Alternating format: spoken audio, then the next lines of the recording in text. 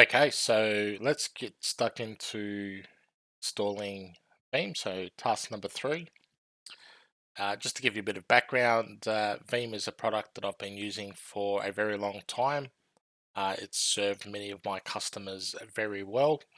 I don't get any kickbacks or anything like that from Veeam in any way, shape, or form. I'm just a really big advocate for the product. Um, I will always try to steer the customer to the software that probably best suits them, but you know, I find 99 out of 100 times Veeam seems to be the product of choice. So let's get stuck into our Veeam installation. So here's this 2012 R2 server. Just as a reminder, um, we've got the C drive and we've got a D drive for our repository. Um, so this is just going to be a really simple setup for Veeam. So there's a few different components that makes up the Veeam product. So let's get into it. And let's mount the software. Just try and make sure I get the most recent version, which I believe is this one. Let's mount that in.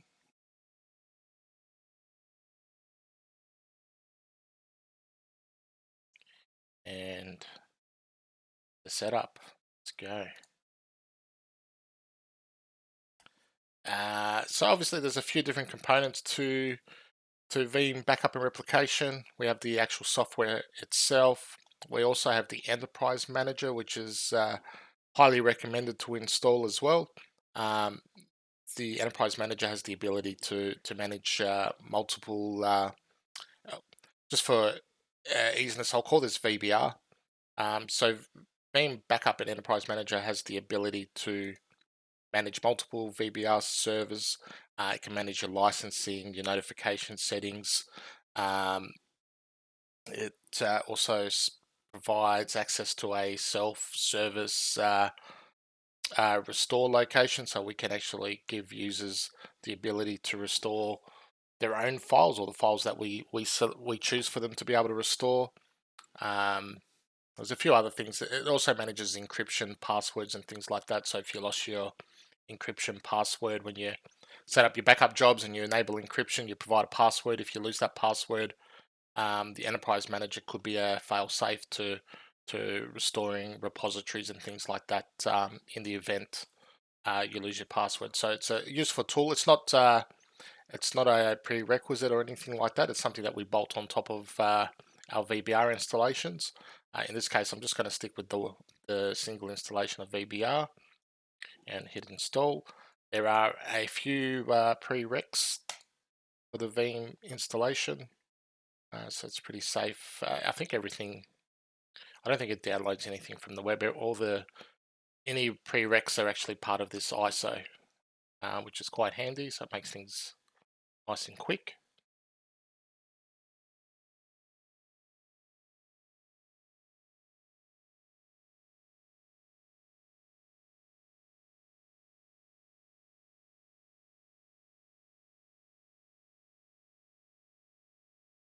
Perhaps I'll just pause the video and come back in a sec. Okay, so end user license agreement, we'll accept, and we'll also accept for any other third-party components license agreements, and obviously you can view those. So Veeam does require a license in, I guess, a production environment where I think if you're backing up more than 10 virtual machines, otherwise there is the community edition. So if you don't provide a license, I think you can do a bit of testing. I think it still lets you back up some virtual workloads or agent-based workloads, but only to a certain number. I think it's 10 out of the box. I'll just check to see if I have a license file.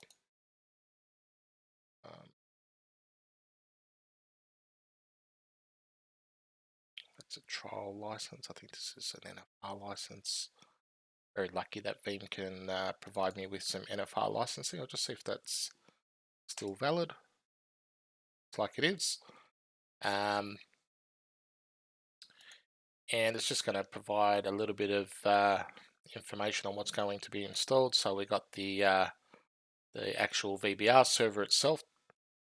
So all the components to what VBR requires for installation. There's also the catalog. So that's kind of responsible for storing virtual machine guest OS indexing data. And then we also have the console, which is to actually access the VBR server itself. So you can install the console on other standalone machines. It could be a Windows 10 or a Windows 11 machine. But for the purpose of this, we're going to just install all three components on the one machine, and we'll manage everything from here. Next. Here we just got a bit of a list of different components that we don't have installed or have installed. It's really awesome and straightforward. You can just click install and it will go ahead and install those missing features. I will pause here as well, so I'll be back in a sec. That actually didn't take too long at all. It's only about 10 seconds. So everything's ready to go. So we can hit next. Here we can specify some alternate settings, different port numbers. So we've got the installation folder, got the catalog folder, the ports that are going to be used. We're going to use a SQL Express version of SQL, so that's going to get installed automatically locally on this machine. There's some good guides on the Veeam website that would provide you some best practices. They always say it's probably ideal, especially for large environments, to use a dedicated SQL instance, a licensed version. That is going to change in version 12, I believe. I think there's going to be some other options to use. I think it's called PostgreSQL. So SQL Express is the free option from Microsoft. PostgreSQL is, I think, is an open source SQL version that doesn't have any limitations like SQL Express does. So that's coming in version 12, I believe, and you can easily migrate from SQL to PostgreSQL quite easily, I believe.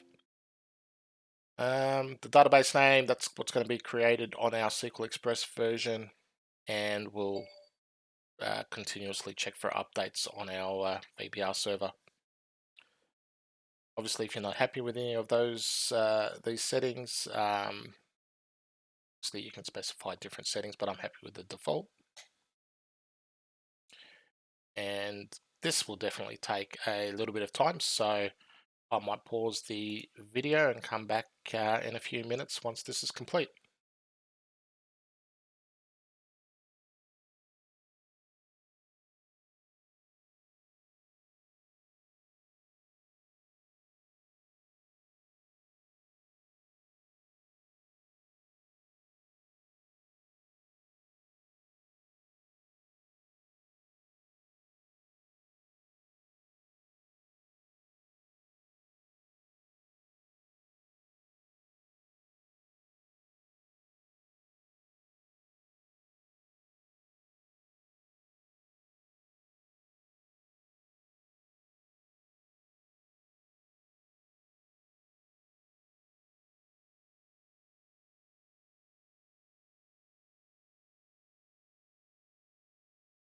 All right, we are now done.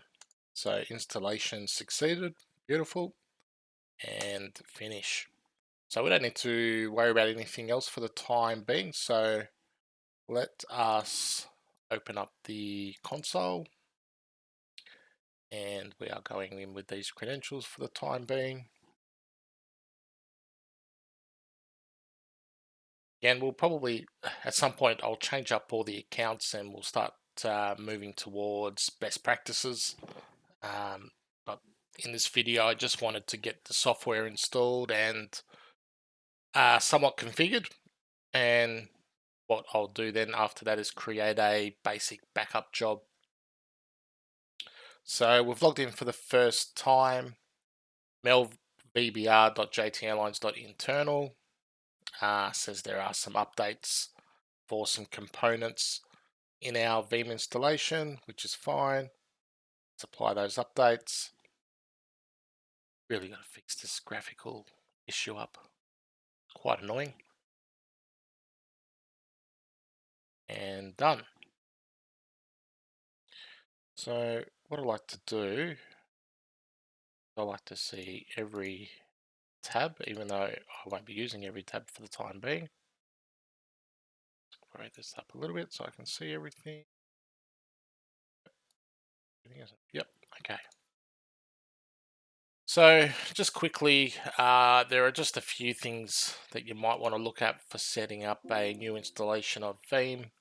At this stage, I don't have an Exchange server or anything like that, so can't enable any sort of notifications. I will probably, in another video, fix up certificate control. A lot of organizations that I deal with don't deal with the certificate side of things. I think that you should. Notifications, we'll just leave it standard. So once we set up our email, our Exchange server, then we'll come in here and configure this up. Exchange installation is coming up in a near future video. So out of the box, let's have a look at our backup infrastructure. We get by default 2 proxies, one called a VMware backup proxy and another one just called a backup proxy. The host of these proxies is this server itself. The difference here is this proxy is used to back up virtual machines in our VMware environment. This one here is used to back up our servers that are agent based. Typically these are our physical machines, not always, but typically physical machines. And as I've mentioned previously, for all intents and purposes, these virtual machines that you see listed up here are actually considered physical machines. I know they're virtualized in reality, but Veeam is, I'm going to make Veeam treat them like a physical machine, because in a later video I will have a VMware environment in here and virtual machines that will be installed on those on that virtual environment. So then we can start doing VMware based backups. Here we've got a repository, so it's called default backup repository. It is looking at our D drive, which is what we want it to do. We don't want to use the C drive, so this D drive was created for the purpose of storing our backups. So from looking at this from our business point of view, the JT Airlines organization, the request is to set up some backups and store them locally on our VBR server. Now I know that is definitely against the best practice. I think when I think about it, I think Veeam had a 3-2-1 rule, which is 3 copies of your data, 2 copies on different media or in different locations, and one off-site. I think even today they talk about a 3-2-1-1-0 rule. So the additional one is considered an offline backup, so something that might be air gapped or potentially storage with immutability enabled, or the object lock function. We'll look at that in a future video as well. And I believe the 0 is to ensure that your backups are verified with 0 errors. So we can use a feature inside Veeam called Sure Backup, which allows us to verify our backups as often as we like, to make sure that that they are restorable after they've been backed up. So it's a really handy tool. We'll definitely look at that as well. But for the time being, just for this initial setup, we're only going to have one backup, and it's going to be local on this VBR server in the same environment as everything else. So not best practice, but a backup nonetheless. So let's have a look at what we need to do to get that up and running. Everything else we'll cover in Veeam as we move along. We'll definitely use storage infrastructure. I've got access to a couple of storage appliances that are natively compatible with Veeam. So we'll definitely add that. We'll also look at tape as well. So that's a method to get a backup not only in a different location but also offline. So that would be your typical air gap solution in order to meet some of those backup best practices.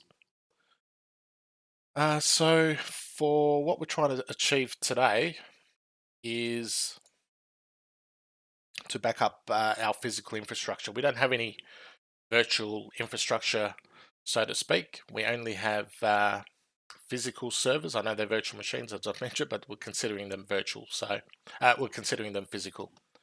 So let's start that process.